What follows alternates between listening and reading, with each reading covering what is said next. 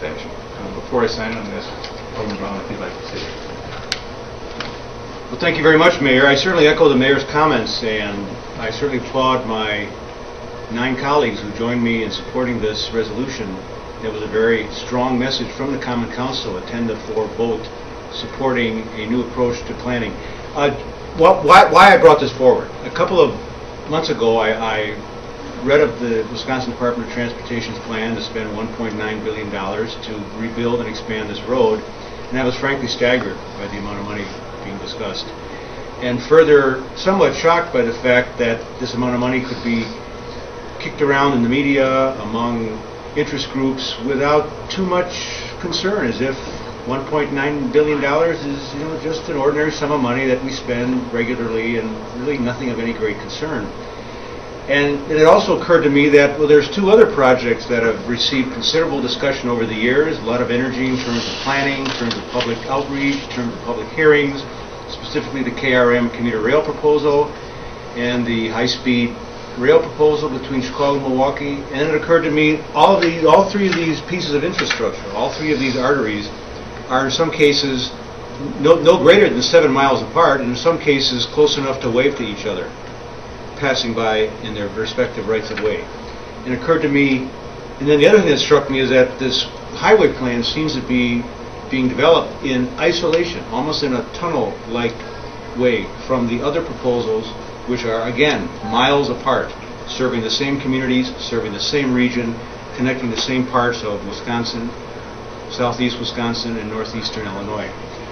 So we brought forward this resolution calling on the Wisconsin Department of Transportation to adopt basically at least with respect to southeast Wisconsin, where you have multimodal infrastructure already in place, calling on the state to take a more comprehensive and holistic approach to planning investments in these 3 pieces of infrastructure: KRM line, the Amtrak line, the highway.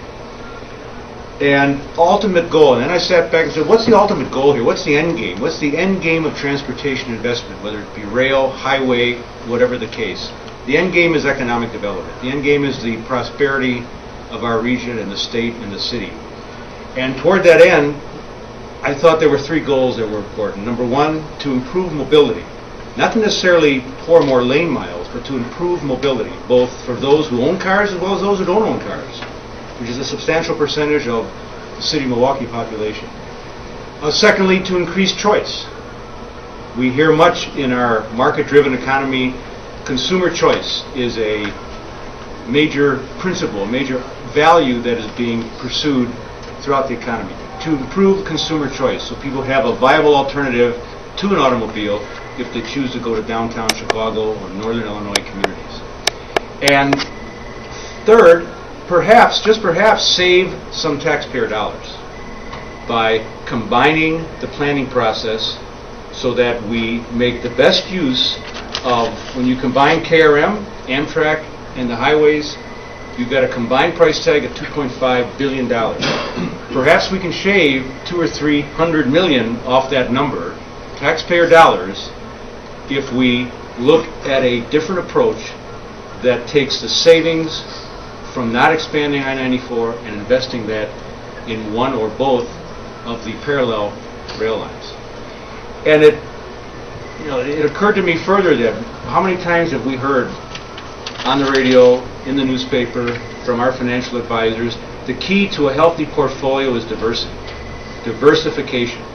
Have a little bit in bonds, have a little bit in the savings account, have a little bit in stocks, foreign stocks, tech stocks, blue chip stocks, have a little bit in a money market. Diversify your portfolio.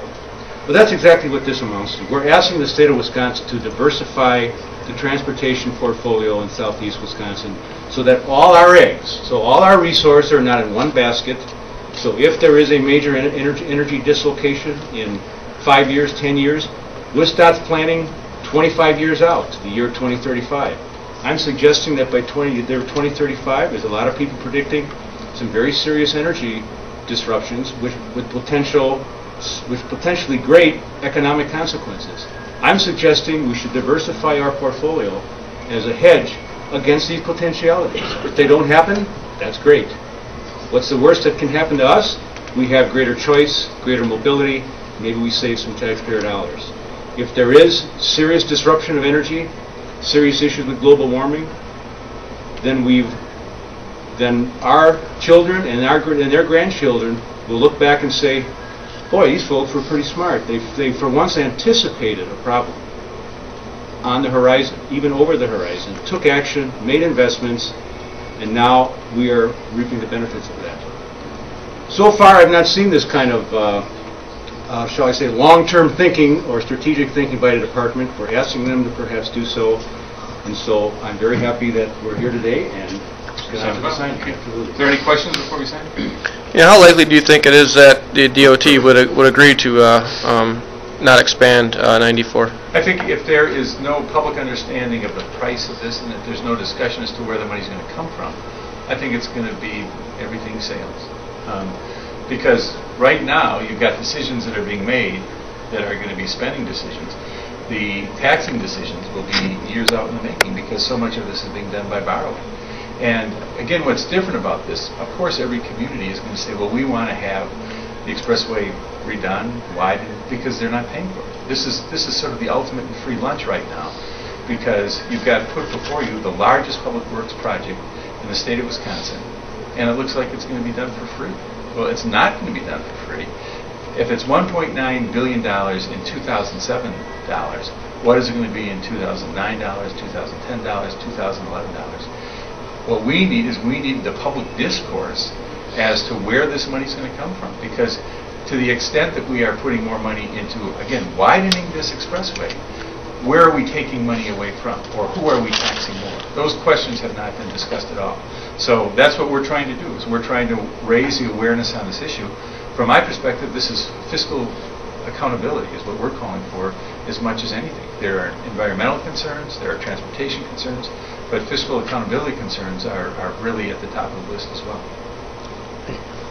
All right. I got an unrelated question, if you can answer it just real quick. Okay. Have your office still been receiving calls on the snow removal process? Actually, what we've been getting is more calls saying thank you, that the snow removal has been good. So I would say that the pendulum has shifted dramatically to people who are very pleased with the snow removal that's occurring right now. And that's okay. We like those calls. I agree with that.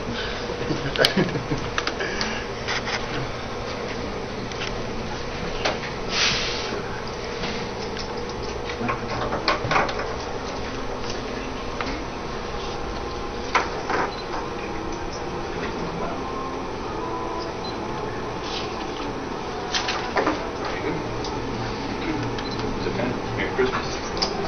Thank you for coming. Thank you.